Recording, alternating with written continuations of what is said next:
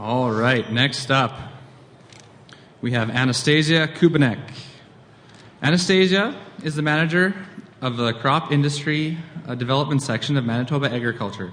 She works with many fantastic colleagues, like the two you just John heard, to provide the agronomic advice, pest monitoring, discoveries, and crop management strategies to Manitoba producers. She holds a Master's in Science in Weed Science from the University of Manitoba and is a certified crop advisor. She also chauffeurs her 3 sons to sport activities and farms with her husband, producing pedigreed seed in Holland, Manitoba. Let's welcome Anastasia Kubinec. Thanks. Oh, good, it does work. So just so I'm not confusing you, I am not a soil fertility specialist. If you are concerned about that, I am not going to talk about it. Well, I'm going to talk about a couple of things that John and Don talked about, but they are truly the experts. They're the ones that are putting on that soil fertility workshop. So if you want to learn more, please go and see them. And that's why I still pay John, is to put on the soil fertility workshop. And then also, as he did allude to, he is updating the soil fertility recommendation guidelines.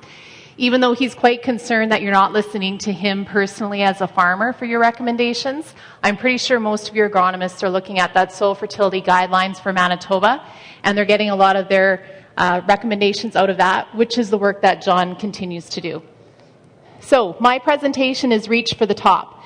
And I got really excited because I kind of like game shows. And if you remember Reach from the Top from the 80s, that was a pretty popular program in my house, as well as Jeopardy. So I tried to make this a little bit like Jeopardy, which I still watch faithfully because it makes me feel really smart at about 9:30 at night because I know some of the questions.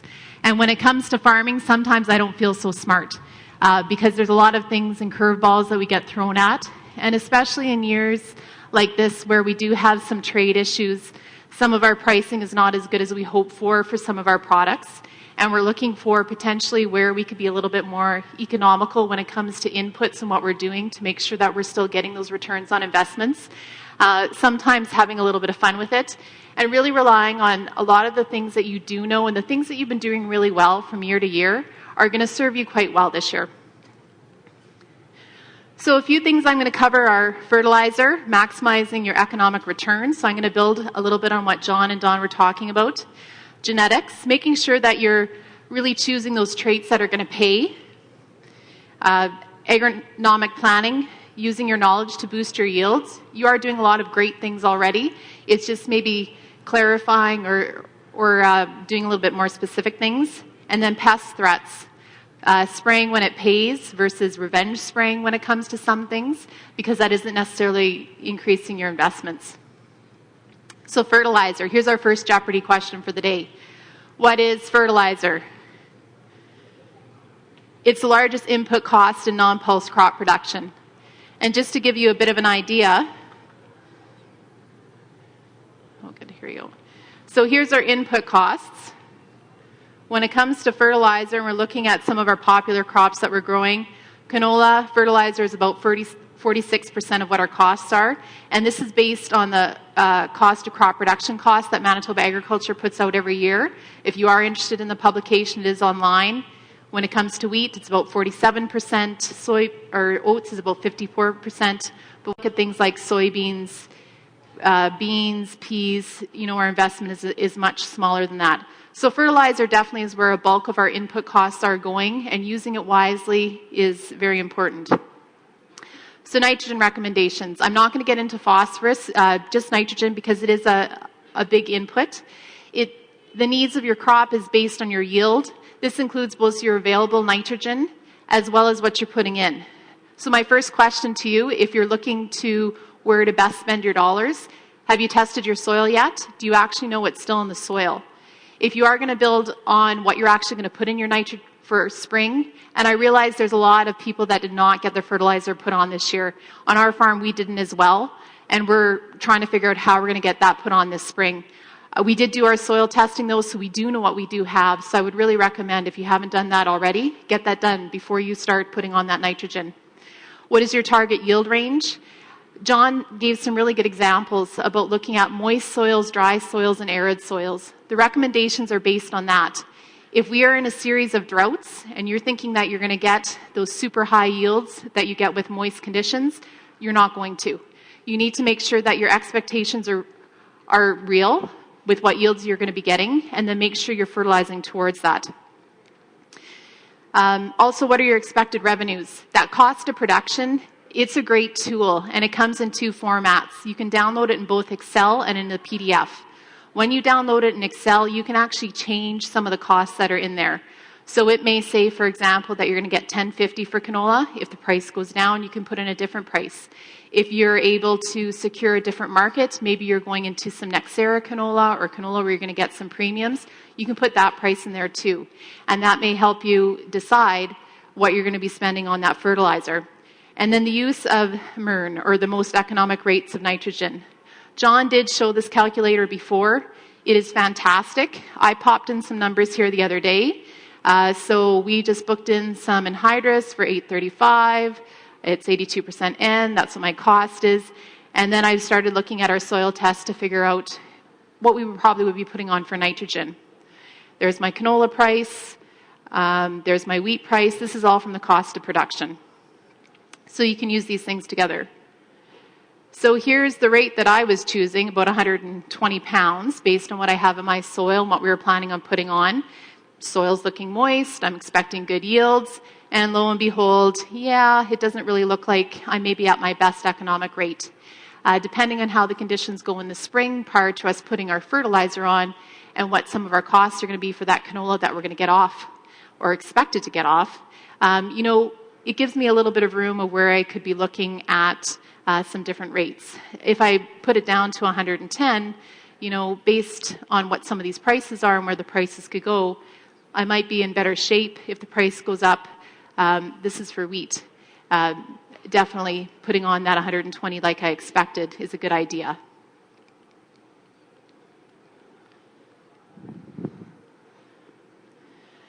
Now, one thing to keep in mind, and all these experiments that you do see for fertilizer inputs, I'm going to talk about this when it comes to genetics, when it comes to weed control. When we are looking at a specific input, that crop or those plots that they're looking at, everything else is taken care of. So in fertilizer studies, they are weed-free, they're sprayed with a fungicide, and they're recording only the impact of the fertilizer on the yield. It would be great if we could do that in real life, that if we were just worried about one input and everything else was taken care of, that'd be awesome. But we're living in a system where, the weather is not necessarily our friend sometimes. Things go sideways. We come up with unexpected things that start to occur. We need to be fairly resilient and able to kind of work with what we have and to be changing around some of those inputs if needed. So this presentation, this is kind of where it's going to build on the fertilizer. Fertilizer is one thing. When we're putting in a crop, we also need to worry about what pests are there, being our weeds, diseases, and insects. And we need to worry about the genetics and what the potential of that genetics has when it comes to those pests, as well as yield and other things. So back to the cost of production guide. I have here everything now. So I showed you the inputs before in the fertilizer, but when it comes to the total costs of what we're using to actually produce a crop, it's much higher. So within this number here, we're talking about our rental costs, our land taxes, depreciation on equipment, what our investment is on equipment, what our investment is on land, labor, drying costs, everything else that it takes to produce a crop. You don't maybe necessarily agree with some of the numbers we have up here. That's why that cost of production sheet's so valuable. You can change them around. But then it comes down to here. What's our profitability analysis? So these are the prices that they did have in there and the yields. I really wanted to change these around. I think maybe some of them are a little bit shy and some of them are a little bit over-aggressive when it comes to yields based on what we do see, but I left them the same. Now, it does show here some winners where we're making more money, and it shows some that maybe aren't so profitable, but things can change. So, for example, thank you for sitting in here with me right now. If you were sitting in the Roquette meeting right now, they're going to announce the prices they're offering for peas. It's looking at about $7.50 to $7.60 if you deliver to Roquette. So newsflash, that's what they're talking about in that room. So that's going to increase your profitability here. Instead of it being a negative, you're probably making a little bit of money on your peas. But based on some of the marketing that you're doing in the markets that you're looking at, this target price is definitely negotiable and will change based on what relationships you do have with those groups. So do definitely keep that in mind. So weather, another Jeopardy question. What would be your question for weather? Mine was, what factor in crop production can we not control? I'm not going to talk too much on weather. I just want to give you an idea of what crop insurance sees. So as predicted, our two biggest issues in Manitoba is it's too wet or it's too dry. And that's what we kind of have to deal with. The other one is frost, and we'll talk a little bit about that. So that's just to give you an idea. Weather definitely can throw curveballs when it comes to production, but if you are trying to get that best economic concern, you're going to keep that in mind and maybe be using more or less of some of those inputs to combat some of those issues that weather does give you. So genetics. Really, to me, and before I was with Manitoba Agriculture, just to give you that information, I did work for a seed company, and I did do a lot of research when it came to looking at different varieties and how they performed in different areas. I do believe that genetics and you actually selecting that proper variety for the reasons that you want it is probably one of the most important decisions that you have to make on your farm. So genetics not only are going to give you yield, and I know when you look at the seed guide, that's probably the first thing you're looking at, but I think the bigger things that you really need to be looking at is what are the disease resistance there, what kind of lodging tolerance it has when it comes to wheat, what kind of sprouting tolerance does it have, protein when it comes to wheat. When it comes to canola, clubroot is a big issue. Does it have clubroot tolerance? Maybe you're looking at straight cutting. Is it suitable for that? When it comes to soybeans, what about soybean cyst nematode? What about iron deficiency chlorosis? Those are really important things, and they are going to make a big impact to your bottom line. So choosing wisely before you put that seed in the ground is important. This is another publication that we do have. You can find it at the Manitoba Ag booth, the Seed Growers booth. It's also online. So I'm just going to go through a few scenarios here. So this is wheat, Brandon and Viewfield. You're going to see when you get your Yield Manitoba coming out, these were the two most popular varieties in Manitoba this year. Brandon definitely was the most popular, and Viewfield was the second, which was quite a bit lower. But they are quite popular. Things that they have going for them definitely are yield. They have really good Fusarium head blight tolerance. They have really good rust tolerance. Some popular varieties of the past, though, were Domain and Carberry. Now, guess what question we're getting at the office right now at Manitoba Agriculture? What variety has the best sprouting tolerance? Because guys were stuck in a situation where the rain came in early September, wheat was not off the field, and they had sprouting issues. When we start looking at these super popular ones right now, Brandon, Viewfield aren't really great for sprouting, but then some of these older varieties are. But with this older variety, so Domain, one, you're probably not going to find a lot of seed on it. It's really poor on Fusarium, not so good on rust, and it has some definite issues when it comes to leaf spots. So you're definitely going to give up things there. So making sure that you have a package that has a majority of things that you want is probably better than looking for the only one thing. So definitely these newer varieties that we do have, they have been bred to deal with the issues that we have most of the time. So Fusarium and rust being the big ones, also lodging tolerance. Sprouting happened this year, it may not happen next year. So don't just choose necessarily on that. Another example here is on soybeans. Unfortunately, it got cut off on the top there. Here, I would say the big things to look for is soybeans is your maturity zone, your days to maturity, your iron deficiency chlorosis, and your resistance to soybean cyst nematode and to Phytophthora, especially Phytophthora. In our lab that we have with Manitoba Agriculture, Phytophthora is probably the biggest bulk of samples that we do get in middle of July, and our lab is absolutely flooded with them. So if you can start choosing a variety that has good Phytophthora tolerance, if you are seeing Phytophthora in your field, that is going to be a benefit to you. The other one is iron deficiency chlorosis. There are phone calls every single year because iron deficiency chlorosis starts to happen. We get a cool snap, it's wet, and it shows up. So if you are concerned about that, you're on soils where typically you do see that, we have options for you. You just need to look them up in the seed guide. Here we have canola. I would say the big things to look for is choose your herbicide options. What are your weeds? Make sure you choose that wisely. If you want to hear more about weeds, go see Tammy's talk this afternoon. Clubroot resistance, blackleg resistance, and then the pod shatter.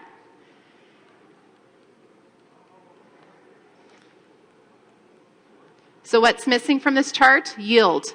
When it comes to canola, and I'm not sure if anybody's here from the Canola Council or Manitoba Canola Growers, the yields are all fantastic. Don't choose canola just on yield. Please start choosing on some of these other traits, especially clubroot. Blackleg is really important, but they all tend to be quite good.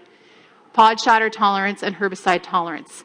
That's where issues are. The yield is great. They've done a fantastic job with those genetics. It's these other traits that you do need to be looking for.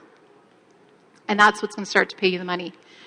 So as with fertilizer, variety yield trials have good fertility or weed-free, disease-free, and only impact the variety on the yield. So that's something else. Everything else is taken care of. They're just looking at the genetics. Start combining really good genetics, proper fertilizer, and you're off to a really good start to getting those economic returns that you need. And then we're going to start moving into seeding date and crop rotation. Now, these are economic decisions that are going to support your crop establishment. They're going to deal with some of your pest concerns based on what you're doing, and then your final yield. And they actually don't increase your input costs that much. These are agronomic decisions that you're making. So this is our seeding date chart that we put out fairly often. You'll find it lots of times when we're talking this time of year, when we're talking about the crop report, it'll show up in that publication too. And basically it shows you this. If you seed early, you're going to get a better yield, which we all know about. You're going to have your heading and your flowering when it's not so hot in the middle of summer, and that's going to make sure that you have really good pollen, really good fertilization, and you're going to get more seed. Now, some of the things that this doesn't tell you is if I seed canola on May 1st, and it's a quite cool spring, what are some issues I'm going to get? Flea beetles, absolutely. But if I seed my canola maybe this second week or going into the third week of May, you know, canola I have here as my dotted yellow. My yield potential is still looking really darn good. I may not have as many flea beetles because it's warmer.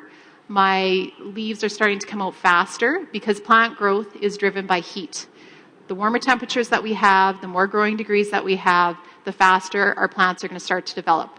And once you get to that 4-leaf stage of canola, flea beetles are not an issue. So maybe in this case, don't take my recommendation. Don't choose to seed on May the 1st. Seed that a little bit later and reduce some of those input costs that you're going to have with flea beetles. Because if the flea beetles get bad enough and your canola is not advancing quick enough, chances are you're going to have to spray for your flea beetles, especially if the seed has been sitting in the ground for that 3+ weeks and the seed treatment has worn off.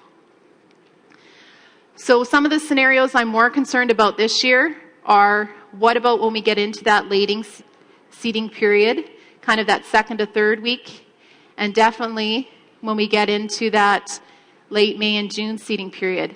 We have a lot of work to do this spring. We have fertilizer to put on. We have some land that has ruts. We have land that maybe has a lot of crop residue on it, land that potentially is going to be wet. We don't know what the snowfall is going to be. We might be getting into a late seeding situation. Whoops. So we could be getting here where, you know what, some of these yields are starting to go down. We're not above 100% anymore. We're sitting between that 80 to 100%. And what are we going to do in that situation? Guess what? We've been here before. When our yield potential is getting lower, don't fertilize your crop as if you were going to get those top yields. Adjust your fertilizer, put it down to where you're expecting your yields. So if you're typically getting a 60 bushel wheat crop, and now you're seeding in the first week of June because you haven't been able to get in earlier, adjust your fertilizer. Adjust it to what your expected yield will be. And then based on this chart, maybe we're looking at about an 85% of your normal yield or a 90% of your yield. Adjust your fertilizer accordingly. Also, weed species pressures are different once we start getting into June. And the reason for that is what I talked about before. Growing degree days drive plants' growth. It also drives when weeds emerge. That was my master's project. It was looking on how much heat we get in the spring and what weeds start to come up. Wild oats, they peak, and 80% of their emergence is May long weekend. So if you're seeding after that, maybe wild oats aren't your issue anymore, but it's probably going to be green foxtail, and it's going to probably be a lot of those C3 heat-loving weeds. So you're going to be needing to look at some of your herbicide options to make sure that you're controlling those that are coming up now at the exact same time as your crop, versus if you could have got your crop in before the weeds started to emerge and got that crop established earlier. So you need to be shifting your ideas and maybe looking at the cost of some of these herbicides and what herbicides you're going to be using to make sure you get those returns on investment for your crop. Also, another thing, the warmer we get into the year and the warmer the soil, moist soils, your seedling mortality is going to go down too. Seeds die because they're cold. They get chilling issues. Maybe their germination wasn't the best. Maybe they've been sitting in the ground too long, and they're starting to get some of those soil-borne diseases affecting them. Warmer soils, you're not going to have as many issues there. So maybe you could back off a little bit on your seeding rates that you're putting in the ground, because you're going to get more plants coming up and you're not so worried about seedling mortality. But an issue that you could be worried about that is now you're up against the fall frost events. You want to make sure that those crops are maturing as quick as possible once it gets to that stage, because you don't want canola sitting out there as green pods when the first frost hits. Also, you might be out of the disease window, and I'm going to be talking about that a bit later. The later that you do seed, when we start getting that rainfall events in July, we start getting those high humidities. That's our peak season. Typically, Fusarium starting to get into wheat and Sclerotinia for canola. If you're past that, you really need to be looking at those risk maps to see whether or not it's going to pay to spray. So on to crop rotation, and I'm not going to spend too much time on this chart because you've probably seen it before and it's very busy. But I'm going to talk about the economic opportunities. So one thing this crop does tell us is certain crops planted on certain stubbles gives you better yield. So barley on field peas is 106, barley on spring wheat is 95%. So you're gaining about 10% of your yield just by planting on a pulse or an oil seed when it comes to cereals. And in oil seeds and pulses, you're gaining more yield if you plant on a cereal versus an oil seed or a pulse. When it comes to figuring out your economics, you can actually use that to your advantage. And I just kind of did a bit of a scenario here of 4 different rotations. Spring wheat canola, which is unfortunately still typically the most popular rotation in Manitoba. Followed by the second one, soybean, corn, soybean, corn, soybean, corn. I call this the Red River Valley rotation. Canola, oat, soybean. This could be wheat or barley too. That tends to be more popular more in the southwest. Soybean, corn, canola, spring wheat, field peas. This is popular with a very small group of farmers that have a longer rotation. But it kind of shows you, yes, we can see why some of these rotations are happening. It's definitely paying money, but there are some issues. First of all, diseases. Certain crops on certain crops, you're going to be more prone to getting diseases. So for examples here, if I have more check marks or plus marks, chances are it's more of a disease issue. So sunflowers for Sclerotinia is really bad. The crops that get Sclerotinia are canola, dry beans, peas, sunflowers, soybeans, flax. Pretty much anything that's a broadleaf is going to get Sclerotinia. Sclerotinia in sunflowers is quite bad. You can get it 3 ways. So making sure your rotation for that within sunflowers is really important to try and keep that one at bay. When it comes to Fusarium head blight, wheat on wheat is bad. When it comes to blackleg, canola on canola is bad. Same thing with clubroot. Just keeping that in mind when you're doing your crop rotations and kind of the gap that you need to make sure that that inoculum kind of is gone. So impact of disease. So I took those 4 rotations again. I'm saying we're going to get a bit of a yield loss with this really tight rotation, build up of blackleg, potentially build up of clubroot. We might not be getting necessarily a yield loss, but this could be, the loss of money could either be to yield loss or we're having to put on more fungicides. So if you have a really diverse crop rotation in canola, that fungicide at that 4 to 6 leaf stage for blackleg, you don't need it because you don't have the inoculum, you don't need the fungicide to control it. The disease is not there. So you've saved money just by having that crop rotation. For soybeans, I'm going to say you're probably going to get some phytophthora issues happening here with such a tight soybean rotation. Maybe you've chosen the right variety, but unfortunately genetics and varieties do break down and you're going to lose some yield here. So this is the scenario with diseases of how we start losing some of those returns on investment just by poor crop rotation. When it comes to weed watchouts, it's the same thing. Again, Tammy's talking this afternoon, not here, but over there. Go see her. And Ingrid Christensen if you're worried about diseases. But here's some of the issues that we have here. We have herbicide-tolerant weeds. We have weeds that we just can't control.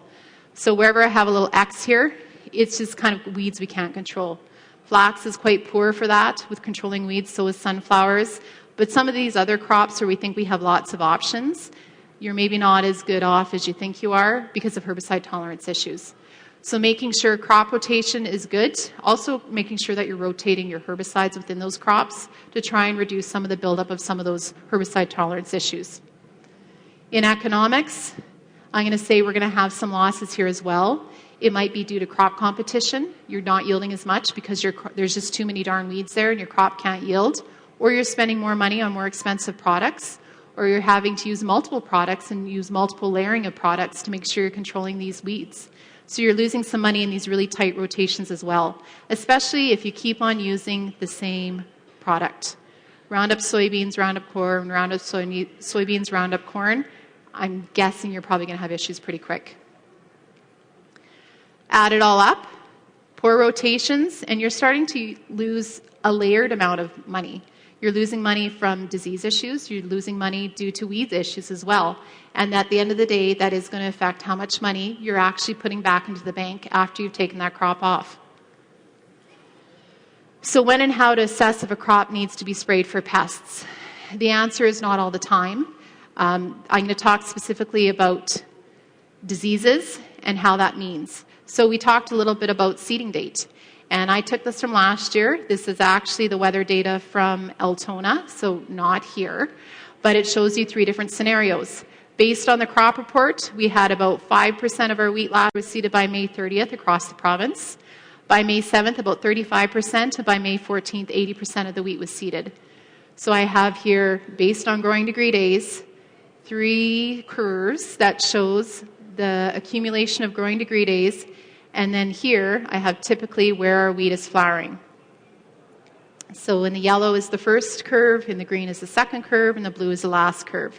So wheat is flowering, we have anthesis. This is prime time for Fusarium infection. Here we're going to have a little map playing, or not playing. Oh, there we go. Good. So here's our Fusarium head blight map. So I have it for the period of, I think it's June 26th to July the 2nd. So that's going to kind of cover these first 2 scenarios, so the yellow chart and the green chart. So we have here, this is prime time for Fusarium, but when we start looking at the map, and what we're looking for is either yellow or red, we're seeing there's a few days where we're getting a little bit of yellow. So here June 27th was bad, June 28th, and the Red River Valley on June 29th, but once we start getting into July, it's not quite as bad. So using those 2 things in combination, if you've seeded at a certain date, know when your crop is getting to flowering or that susceptible period for disease, and then watch these maps.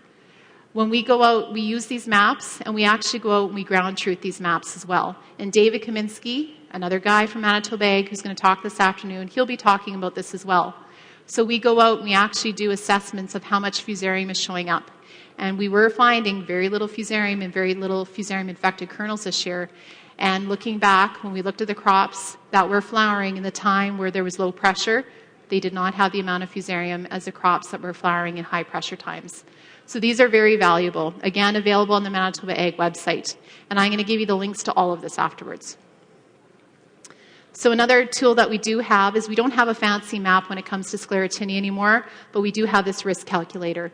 You're going to find this on the canola growers site as well. It's going to talk about what's your crop rotation, what kind of incidence you had for disease in the past, your density, rainfall, weather forecast, and then you can put in here how much your estimated price per bushel is, your fungicide costs, your application costs, and it's going to tell you whether or not it's likely beneficial to spray.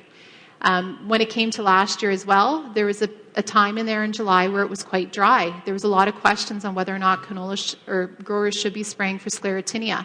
Some guys did, some guys didn't. In a lot of cases, the guys that didn't, yes, they had a little bit higher sclerotinia. It was not economical. The crop was not flat to the ground. It did not shell out necessarily much faster than the other ones. They might have lost a little bit of yield, but they still probably were further ahead when it came to economics. So please keep that in mind as well. Under these dry conditions we are getting in July, you may not need to be using fungicides in certain fields, in certain situations. But definitely it is a field-by-field analysis, and you have to make sure that your risk analysis is there too, because it is a hard decision as a farmer, and unfortunately I get tasked with doing this on our farm. I worried for the next 4 or 5 weeks until swathing and harvest to see whether or not the decision was right, because we did not spray our canola for sclerotinia, and we didn't spray a couple fields for Fusarium head blight. So maximizing your economic returns. So this is just a summary, because we're going to get to some questions here. Fertilizer, you need to understand what you have and what you need. You need to fertilize to the soil conditions and the weather conditions anticipated, whether it's going to be wet, dry, and arid. And you need to know if you're going to see later on in the season and your potential yield has gone down, that you're fertilizing to that economic return. Genetics, choose your traits wisely. Yield is just a small factor when it comes to genetics. Our plant breeders have done amazing jobs with integrating all these other pest tolerances into these varieties. Use them. Agronomic planning, seeding earlier if possible is great, but if you can't, alter your decisions and alter your process. Seeding, getting the crop in the ground is the first step. Things that happen after that, you can deal with them.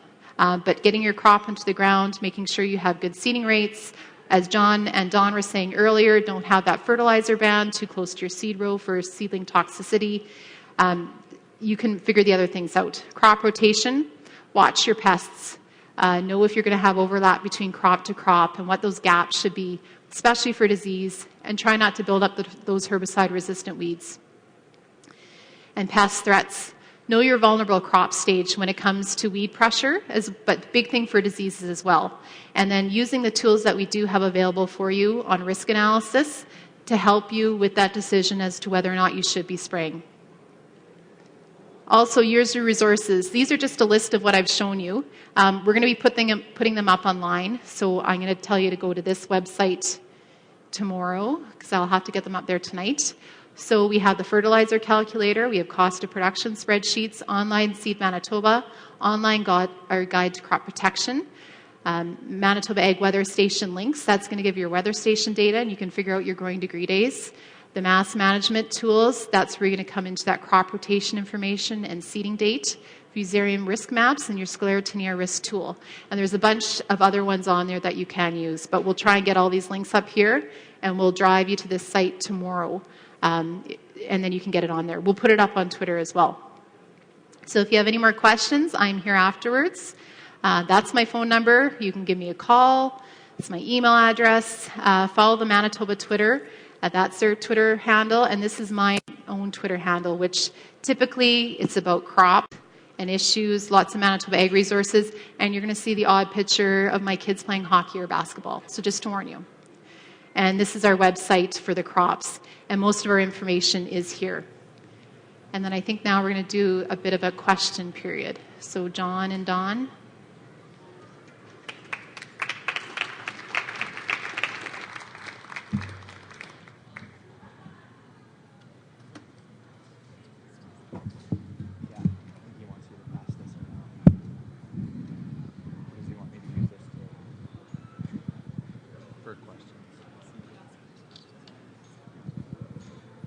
All right, thanks, Anastasia. Before we get to the questions, I just want to thank you again on behalf of Manitoba Ag Days for coming to speak with us.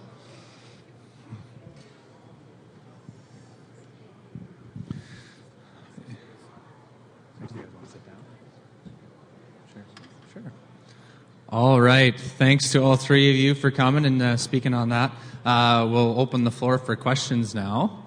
If you guys want, throw your hand up. I'll pass the mic out so we can hear you. Don't be shy. There we go. Just a question for Anastasia. Canola. I'm actually going to grow a canola crop on a piece of land by my house this year that I haven't grown for 6 years. So that's a 6-year rotation. I guess still do the guidelines when it comes to spraying for the sclerotinia, or do you think we have a better chance of not having to put that fungicide on in July there? Just a question. Does this one, oh, good, this one works as well. We'll pass this one around here. I guess I would ask, though, what other crops did you have there? And did you see sclerotinia in those other crops as well? Because canola is a big producer of sclerotinia, but dry beans are big producers as well. Peas can be in wet years, flax too. So I would still say use the risk calculator that's up there. You would definitely put in that one of the options is your crop rotation was more than, I think, 4 years. So you can put that in there. But it's also going to talk about what are the weather conditions, if you did see sclerotinia in there in the past, and using all of those things. Rotation's a part of it, but it's what other things that are happening as well.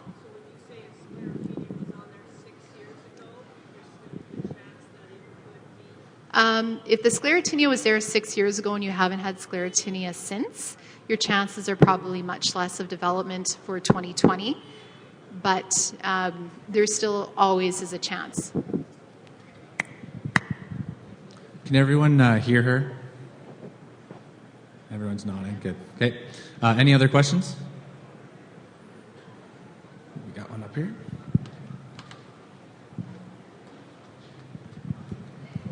Hey, Don, when you had some information in there about long-term phosphate applications, you had a whole bunch of different strategies.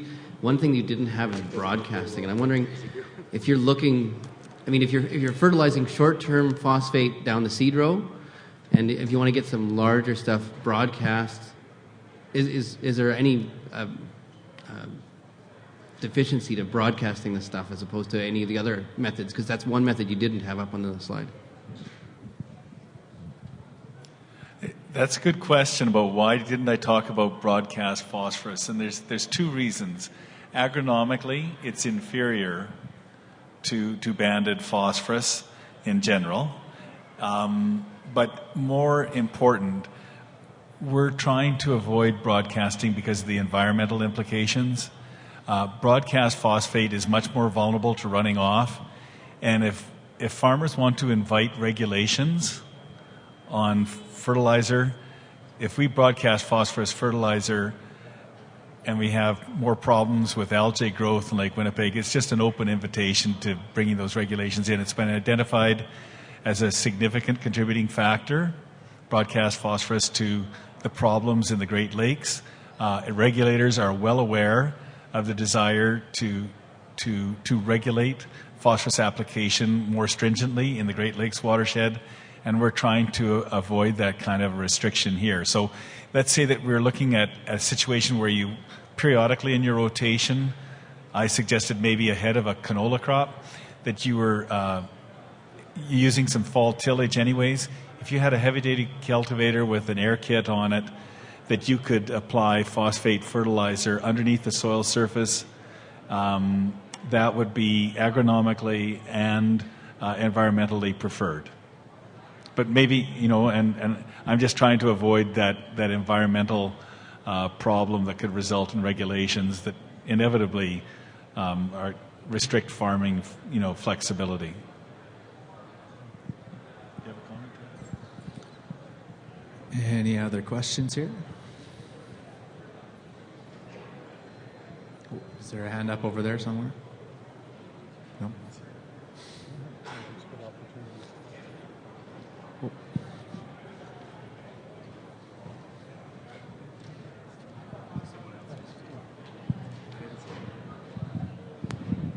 Hi, John, a question for you about the soil fertility recommendation systems. You were talking about updating those. How frequently do you think we need to update our soil fertility recommendations?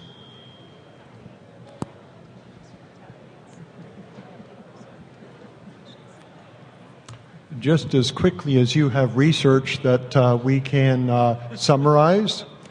Steve is our next speaker. He's a researcher at Ag Canada, and you know, there's a lot on your shoulders in order for helping us update. We are dependent on our research group to help move these forward.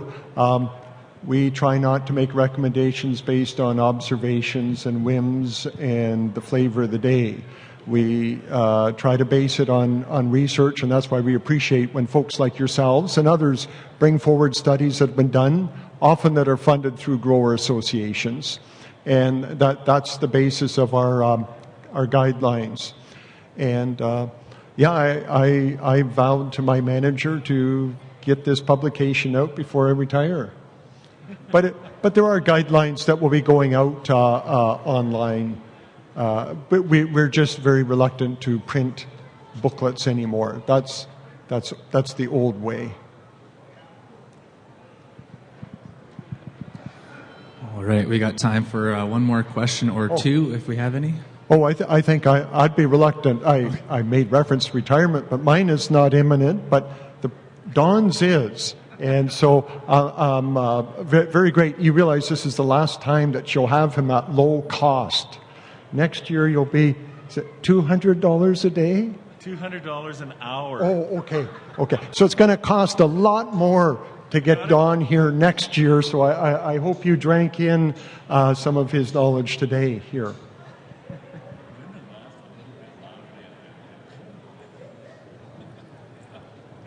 Question.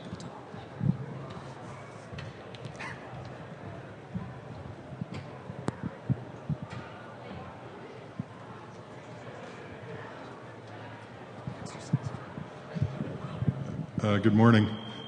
None of you talked too much about field peas in rotation and disease questions and fertility. Could you summarize some of that?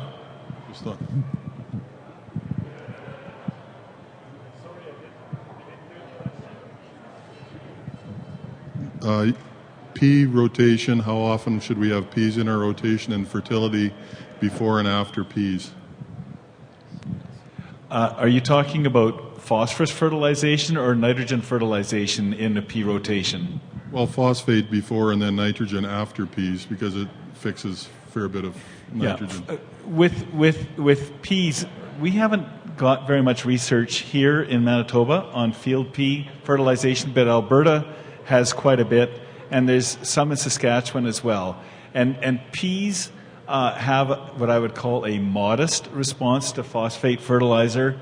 It's not outstanding, but it certainly, I think, would justify trying to maintain your pea fertility going into a pea crop. It would be good if you could apply phosphate fertilizer. But peas are also very sensitive to seed row place fertilizer, so I would be very cautious about putting very much seed row pea in. And our recommendations, even in the existing soil fertility guide, are very, very cautious about seed row placed phosphate for peas. But if you have the capacity to side band or mid row band, that's another way of augmenting the phosphorus fertility during the pea crop. But it's not what we would call an outstanding responder to phosphate fertilizer, based on Ross Mackenzie's work back when Alberta Agriculture had a research program. Anastasia, maybe you could comment on where it should fit in your rotation. I know Scott Day told me once in every 20 years would be good. Have you got other advice for us? Okay, I'm going to ask Anastasia to talk about rotations. That was for Aphanomyces in peas? Yeah. So they are doing more research on that. I'm going to tell you to go talk to David Kaminsky when he does his presentation this afternoon.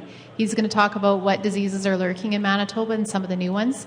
And I believe one of them is Aphanomyces. Because it is so new, our research, again, is a little bit limited, but we are learning more on it. And I know in your area, Wes, you are seeing more and more Aphanomyces. All right, I think we'll wrap up the questions. Let's put our hands together for our panel here.